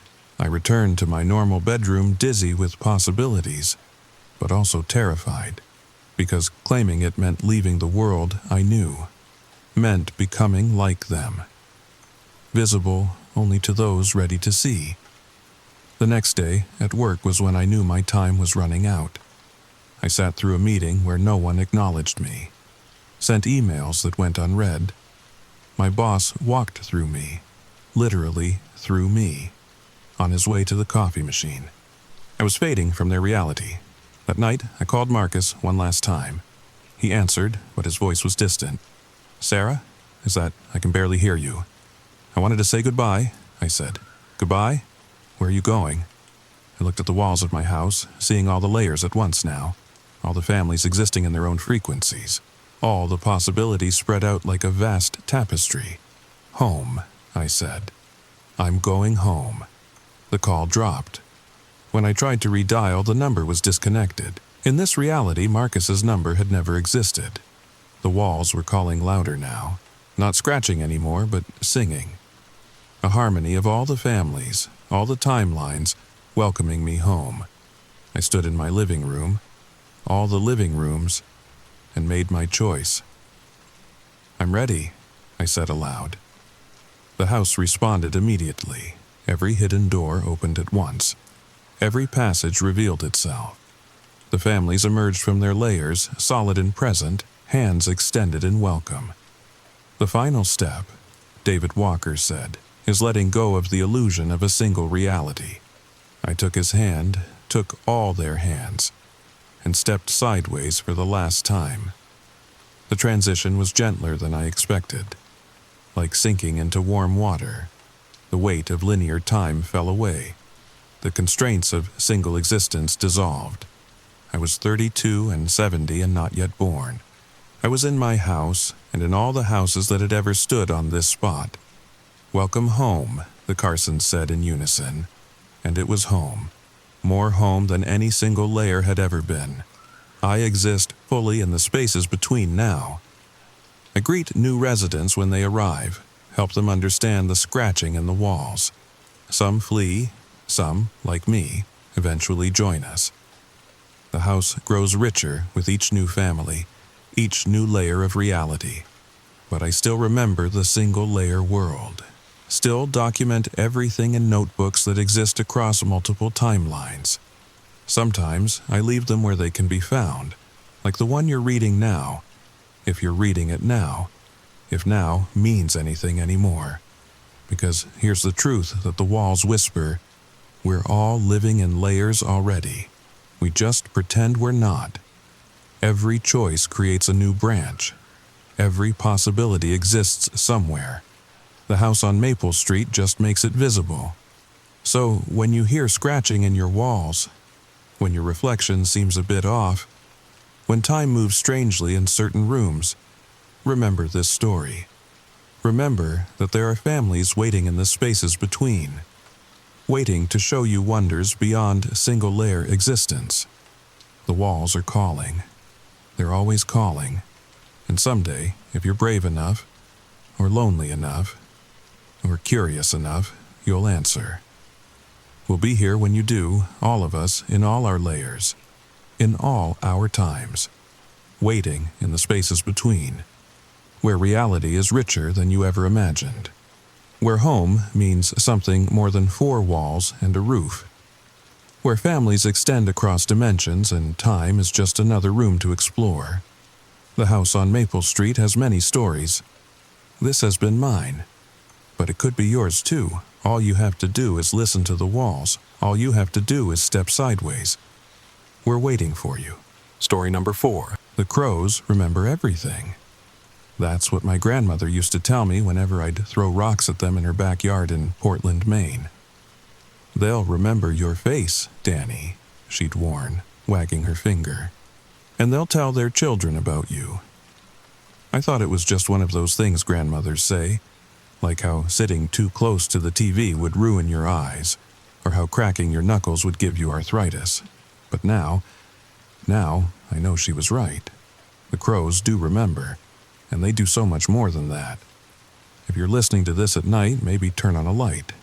Check your window, make sure there aren't any dark shapes perched on the power lines outside, because once you know what I know, once you've seen what they can do, you'll never look at a crow the same way again. But I'm getting ahead of myself. Let me tell you what happened last October. Let me tell you about the shapes they made. And if you make it to the end of this story, well, you'll understand why I haven't slept properly in months, why I flinch every time I hear a caw, why I moved across the country only to find that distance means nothing to them, because they're everywhere, and they're waiting. Now, let me tell you my story. It started with Mrs. Henderson's funeral. She lived 3 houses down from me in our quiet Portland neighborhood, one of those tree-lined streets where kids still rode bikes until the streetlights came on. Mrs. Henderson had fed the crows for 30 years. Every morning at 7 sharp, she'd shuffle out in her pink bathrobe with a bag of peanuts, tossing them onto her lawn while dozens of black birds descended from the massive oak trees. The whole neighborhood knew her routine. We'd joke about it at the annual block party. "There goes the crow lady," someone would say, and we'd all chuckle.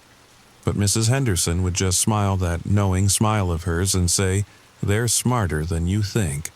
Much smarter." She died on a Tuesday. Heart attack in her sleep, they said. Peaceful. The funeral was that Saturday, and I went mostly out of obligation. She'd been kind to me when I first moved to the neighborhood 5 years ago, bringing over a casserole and a list of local recommendations written in her spidery handwriting. The service was small, maybe 20 people. Her daughter flew in from Seattle, looking tired and guilty the way adult children do when they realize they didn't visit enough. The pastor gave a generic sermon about life and loss. Nothing memorable, but what happened at the cemetery that's burned into my brain forever. We were standing around the grave, that awkward moment when the casket has been lowered, but no one quite knows when it's okay to leave. The October air was crisp, leaves crunching under our feet. That's when I heard it. A single caw, then another, then dozens. I looked up.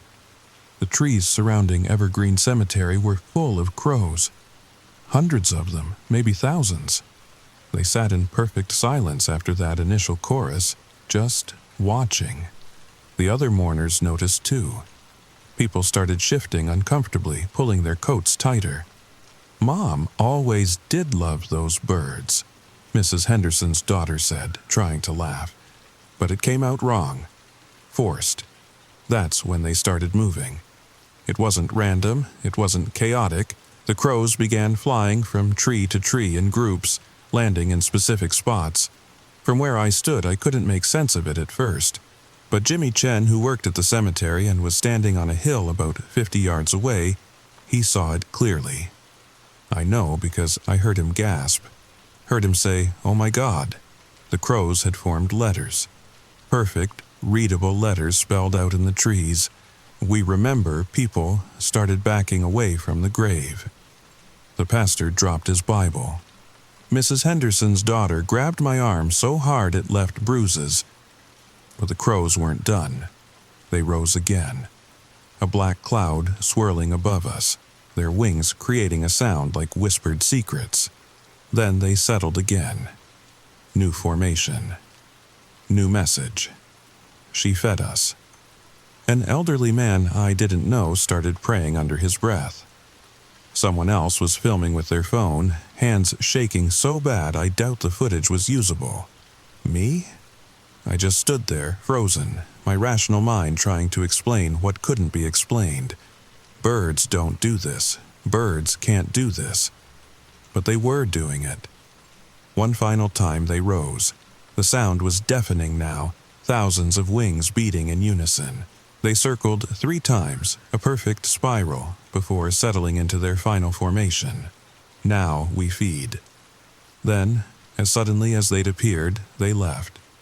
Not in a chaotic scatter, but in a single coordinated movement, like a theater curtain being drawn. Within seconds, the cemetery was silent except for our ragged breathing and someone quietly sobbing. We left quickly after that. Nobody spoke about it, but I saw the way people hurried to their cars, the way they kept glancing at the sky. At the reception, held in the church basement, conversation was stilted. The finger sandwiches went mostly untouched. People kept checking their phones, jumping whenever the old radiator clanked. I left early, telling Mrs. Henderson's daughter I had a work thing. She nodded, not really listening, her eyes distant and confused. As I walked to my car, I noticed something that made my skin crawl. Every power line, every tree, every roof, crows. Silent and still, but watching, waiting. I drove home faster than I should have, running a yellow light that was definitely red by the time I crossed the intersection. When I pulled into my driveway, I sat in the car for a full minute before getting out. My house looked different somehow. Darker. The shadows seemed deeper. That night I couldn't stop thinking about what I'd seen. I tried to rationalize it. Maybe it was a coincidence. Maybe my brain was seeing patterns that weren't there. Maybe someone had trained them. I'd seen videos of crows solving puzzles, using tools. Maybe this was just an elaborate trick. But deep down, I knew better. What I'd witnessed wasn't a trick, it was something else, something that made my chest tight with a fear I couldn't name. I finally fell asleep around 3 a.m., my dreams full of black wings and messages I couldn't read. I woke to the sound of tapping. The tapping was coming from my bedroom window, steady, rhythmic, like someone knocking with a single knuckle. Tap, tap, tap. My alarm clock showed 7 a.m. exactly. Mrs. Henderson's feeding time. I lay there for a moment, telling myself it was just a branch. The old maple tree next to the house had been needing a trim. That's all it was. A branch in the wind. Tap, tap, tap, but there was no wind. The curtains hung perfectly still. I got up slowly, my heart doing that thing where you can feel it in your throat. Walked to the window, took a breath, pulled back the curtain. A crow sat on the windowsill. Big one. Its black eye met mine, and I swear it looked intelligent, not bird smart, people smart. It tilted its head, studying me, then tapped the glass again with its beak. Tap, tap, tap. Behind it, on the power line, sat 20 more, all facing my window, all watching. I stumbled backward, the curtain falling closed. My hands were shaking. This was ridiculous. They were just birds. The tapping stopped. I waited 5 minutes before looking again. The windowsill was empty. The power line was empty, like they'd never been there at all. I tried to go about my normal Saturday, made coffee, checked emails, did some laundry, but I kept finding myself at windows, peering through the blinds. Every time I looked, nothing. Normal suburban Saturday, kids riding bikes, Mr. Patel mowing his lawn. Everything exactly as it should be. Maybe I'd imagined it. Stress from the funeral, lack of sleep. The mind plays tricks sometimes, right? That afternoon I decided to rake leaves. Physical activity would help clear my head. I put in my earbuds, cranked up some classic rock, and got to work. The October sun felt good on my back. The normalcy of the task was soothing. This was what Saturdays were for. Yard work, being productive, not thinking about impossible things. I was about halfway through the front yard when I noticed the silence. Not actual silence. I could still hear my music, but underneath it, nothing. No birds. No insects. Even with the music playing, there's always some background noise. But now, nothing. I pulled out my earbuds. The entire neighborhood was silent. No lawnmowers, no kids, no cars. Like someone had hit a mute button on the world. That's when I saw them. Every tree in my yard, every tree I could see covered in crows. They sat perfectly still, perfectly silent. Hundreds of them, thousands, all facing the same direction, all facing me. I dropped the rake. The clatter it made seemed obscenely loud in the silence. A few crows shifted at the sound, ruffling their feathers, but none flew away. They just watched. "What do you want?" I heard myself whisper. As if in answer, they began to move, not flying, walking, hopping from branch to branch, reorganizing themselves. I watched, transfixed, as they formed a shape in the massive oak tree directly in front of me.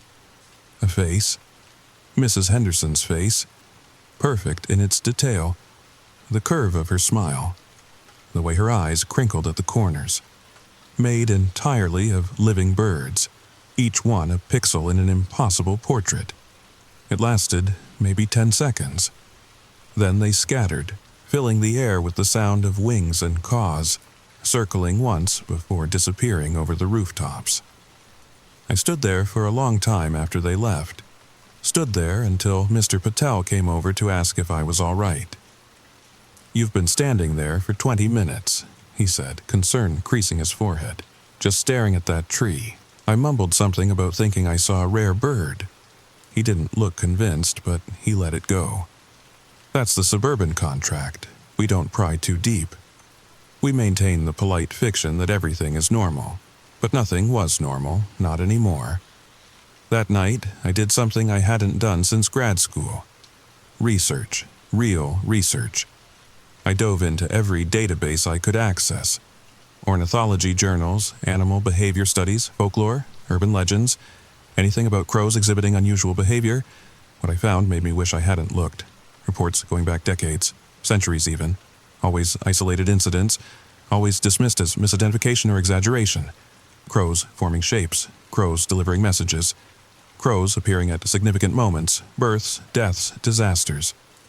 One account from 1892 particularly chilled me.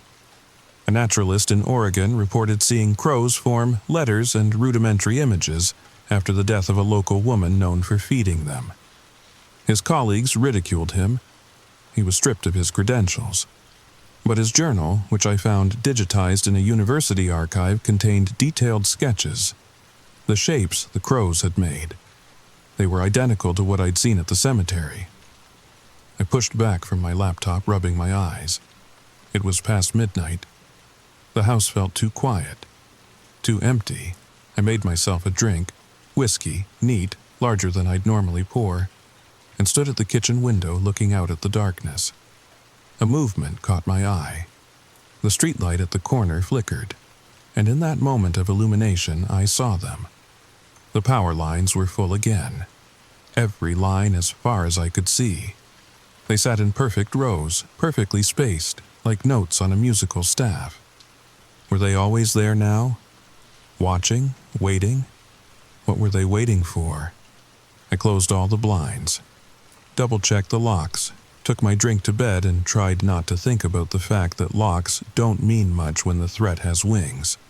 Sleep, when it finally came, was fitful. I dreamed of black feathers and Mrs. Henderson's voice saying, "They remember everything, Danny. Everything." I woke just before dawn to the sound of wings. Thousands of wings. The sound filled my house, seemed to come from inside the walls themselves. I lay there, paralyzed, as the sound grew louder, closer, then silence. When the sun finally rose, I found them. Black feathers, hundreds of them, arranged on my front porch in perfect letters. "You saw." That's when I knew. I was part of something now, something I didn't understand. Something I wasn't sure I wanted to understand. But the crows, they had other plans. I called in sick to work on Monday and Tuesday. By Wednesday, my boss was leaving concerned voicemails that I didn't return. How could I explain that I was afraid to leave my house? That every time I looked outside, they were there? Watching. Waiting. But staying inside wasn't helping. The crows had made that clear. Tuesday night, they'd covered my entire roof.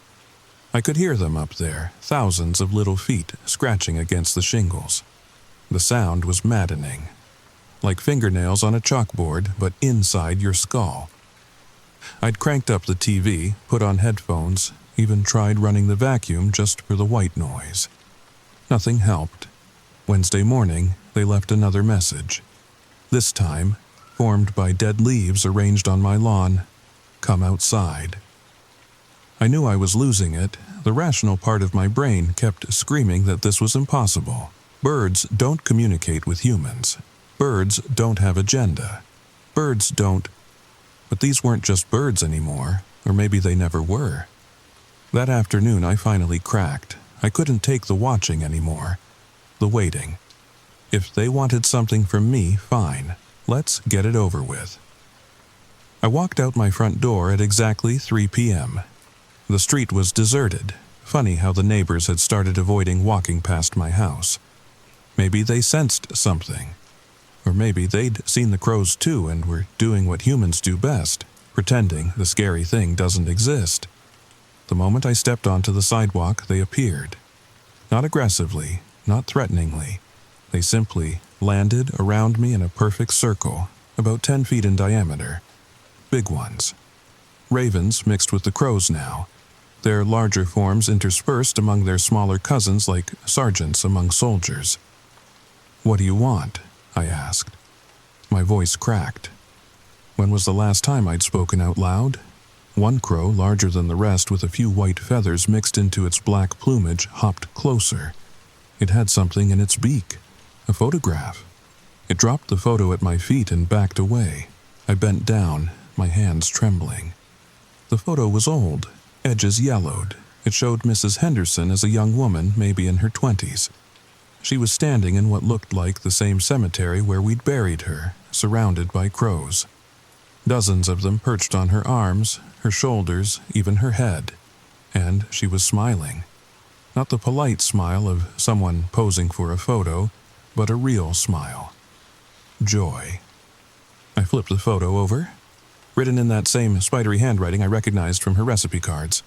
They chose me as speaker, now they choose you. The murders remember. The murders protect. The murders decide. Feed them. Learn their language. Or face their judgment.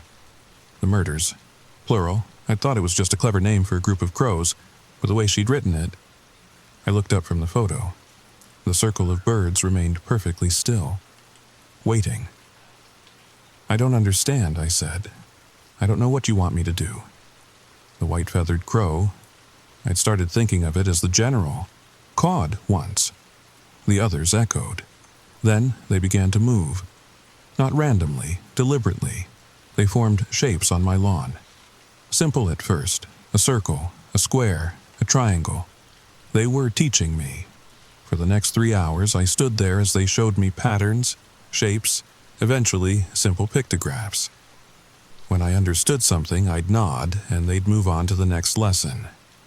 When I was confused, they'd repeat it, slower, adding more detail. By sunset, I understood the basics. Shapes for concepts. Circle for gathering. Triangle for danger. Square for home. Wavy lines for water. Straight lines for path or direction. Combined, they could create complex messages. But understanding their language was just the beginning. As darkness fell, they showed me something else. Something that made my blood run cold. They formed a map. A perfect aerial view of our neighborhood, each crow representing a house. The pattern of their placement showing streets, the park, the small commercial district. And then they began marking locations. Crows would land in specific spots, caw a certain number of times, then fly away. Death locations. They were showing me where people had died. Car accidents, heart attacks, one murder from 5 years ago that had made the news. They knew. They remembered everything. But that wasn't the worst part. Some houses had multiple crows landing on them. Houses where people hadn't died. Yet, the general landed on 3. The Patel house, the Chen family, and mine. "No," I whispered. "No, you can't. You can't know that." The general tilted its head, studying me with that too intelligent eye. Then it flew to my shoulder. Its weight was surprising, claws gripping just hard enough to balance without breaking skin. It leaned close to my ear and made a sound I'd never heard a crow make before. Soft, almost like whispered words. Feed us, teach others, or we choose for ourselves. I know that's impossible. I know birds can't speak, but I heard it, clear as day. Inside my head more than through my ears, but I heard it. The general flew away and the others followed, dispersing into the growing darkness. I was left alone on my lawn, shaking, the photo of young Mrs. Henderson still clutched in my hand. I understood now. This wasn't just about feeding crows. This was about something ancient, a contract between species. The crows weren't just scavengers following death. They were, what? Predictors, preventers, or something worse? That night, I didn't sleep. I sat at my kitchen table with a bag of peanuts and sunflower seeds waiting for dawn. Waiting to take up Mrs. Henderson's role. Because what choice did I have? They'd marked houses. They'd shown me the consequences of refusing. As the first light crept across the sky, I heard them gathering. Hundreds of them, maybe thousands, converging on my yard. I grabbed the bag and walked outside. "Okay," I said to the waiting murders, "teach me the rest." What they showed me next changed everything. Because the crows weren't just intelligent. They were connected. All of them. Every crow in the city, the state, maybe the world. A network of black wings and dark eyes, sharing information instantly across vast distances. And now I was part of that network, whether I wanted to be or not. The first feeding was awkward. I scattered peanuts on my lawn while hundreds of crows watched, evaluating my technique. Too concentrated in one spot, and they showed their displeasure by forming an X on the ground. Too spread out, and they created wavy lines. Inefficient. Wasteful. It took a week to get it right. By then, the neighbors had definitely noticed. I'd see curtains twitch as I performed my morning ritual. Cars would slow down as they passed. But nobody said anything directly. That's not how suburbia works. We whisper, we gossip, we judge from a distance. But the crows were teaching me more than just how to feed them. Every day brought new lessons. They showed me how individual birds had personalities, histories, connections. The general, whose real name was a complex series of caws I couldn't replicate, had been alive for 23 years. Ancient for a crow. It had known Mrs. Henderson since she was middle-aged. It had watched her children grow up and move away. It had seen her husband's death coming 3 days before the stroke. That's what they did, I learned. They saw the patterns humans couldn't. The subtle changes in behavior, in smell, in the electromagnetic field every living thing generates. They knew when death was approaching. And sometimes, just sometimes, they could change its course. Mrs. Henderson had prevented 14 deaths over her 30 years as speaker. The crows would tell her, and she'd find ways to intervene. A casual conversation that kept someone from driving their usual route on the day of a would-be fatal accident. An anonymous tip about a gas leak. Small things that shifted fate just enough, but for every death prevented, the balance had to be maintained. The crows understood this in a way that made my human morality squirm. Death wasn't evil to them, it was necessary. Part of the pattern that kept the world functioning. Save too many, and the pattern broke. Save too few, and chaos crept in. They showed me this through elaborate formations, hundreds of birds creating moving pictures in the sky. I saw ecosystems collapse when predators were removed. I saw plagues spread when the weak weren't called. I saw the delicate balance they'd spent millions of years perfecting. And now, I was responsible for maintaining that balance in my small corner of the world. The first test came 2 weeks after I'd started feeding them. The crows marked the Chen house again, more urgently this time. Jimmy Chen, the same man who'd gasped at the cemetery, was going to die, heart attack. 3 days. I agonized over what to do. I barely knew Jimmy. We'd wave when we passed on the street, maybe chat about the weather. How could I tell him his heart was about to give out? How could I not? In the end, I chose the coward's way. An anonymous note in his mailbox urging him to see a doctor immediately, mentioning chest pains he hadn't told anyone about, symptoms the crows had observed and relayed to me through their complex pictographs. He went to the ER that night. Triple bypass surgery 2 days later. The surgeon said he was lucky. Another day or two, and it would have been too late. The crows showed their approval by leaving gifts. Shiny objects on my porch, coins, buttons, a gold ring someone had lost. But they also showed me the price. 3 nights later, they marked another house. Someone else would die instead. The balance maintained. I threw up when I realized what I'd done, saved one life at the cost of another. The crows watched me retch into my toilet with what I swear was disappointment. This was the burden of the speaker. This was why Mrs. Henderson had smiled that knowing smile. She'd carried this weight for 3 decades. But I was learning something else too. Something that terrified me more than the responsibility of choosing who lived and died. I was changing. My vision was sharper. I could spot individual crows from distances that should have been impossible. I understood their calls not just as communication, but as language. Complex, nuanced, beautiful. And late at night, when the murders roosted in the trees around my house, I could feel them. Their collective consciousness brushing against mine like silk scarves in a breeze. Thousands of minds linked together, sharing thoughts and memories across generations. They were showing me more now. Not just deaths, but the hidden patterns of the neighborhood. Affairs, secrets, crimes uncommitted but contemplated. The crows saw everything, and now they were sharing it with me. Mr. Patel was stealing from his employer. Small amounts, but consistent. The teenage girl 2 doors down was planning to run away. The couple at the end of the street were cooking something in their basement that wasn't food. All of this knowledge flowed into my mind through the crow network, unbidden and unstoppable. I started avoiding mirrors. My eyes were changing. Still brown, but with flecks of black that caught the light strangely. My hair, always dishwater blonde, had developed streaks of black that no amount of washing could remove. When I moved, I caught myself tilting my head like they did. Quick, jerky movements that let me see angles I'd never noticed before. 1 month after Mrs. Henderson's funeral, I understood the full truth. The speaker wasn't just a human who fed crows.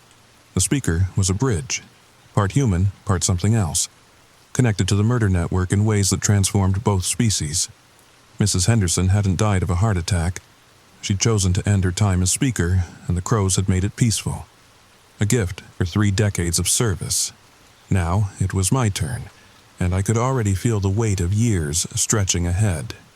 But I was handling it wrong. The crows made that clear through increasingly complex messages. I was supposed to teach others, prepare them.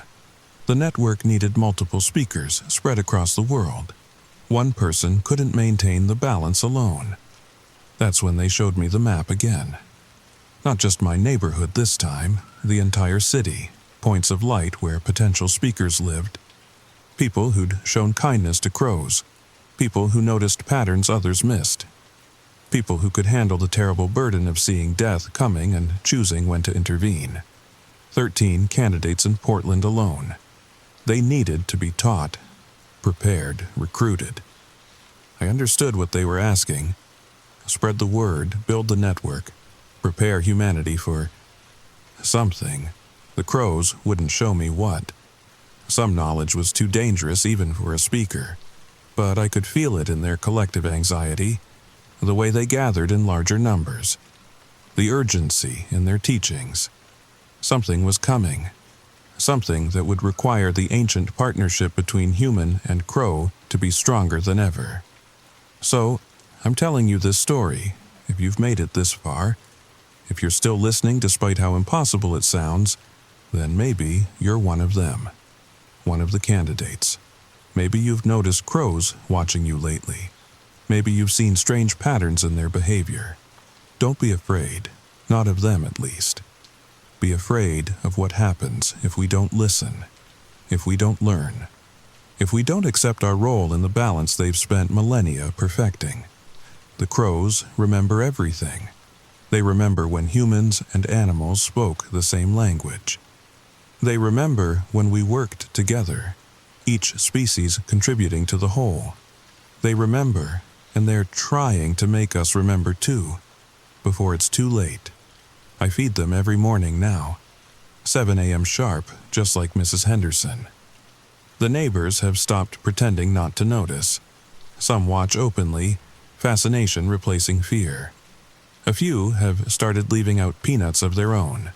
The network is growing. Last week, the general brought me something new. Not a photo this time. A feather. Pure white, unlike anything from a crow or raven. It tingled when I touched it, sending visions flooding through my mind. Images of skies filled with more than just crows. Of patterns so vast and complex they made my human brain ache. Of changes coming that would require every speaker, every crow, every person who could see beyond the veil of normal reality. I keep that feather on my nightstand. Sometimes I wake to find crows perched on my windowsill, staring at it. Waiting, preparing. And if you're wondering whether this is all true, whether I've lost my mind or discovered something profound, well, look outside. Look at the crows, really look. See how they watch you. See how they move with purpose we've trained ourselves to ignore. They're waiting for you to notice, to understand, to remember. Because the crows remember everything. And soon, if they have their way, so will we. So tell me, have you noticed them watching you? Have you seen patterns in their movements? Strange formations? Messages meant just for you? Leave a comment below. Share this story with someone who needs to hear it, because the network is growing. And we need all the speakers we can find. The crows are calling. Will you answer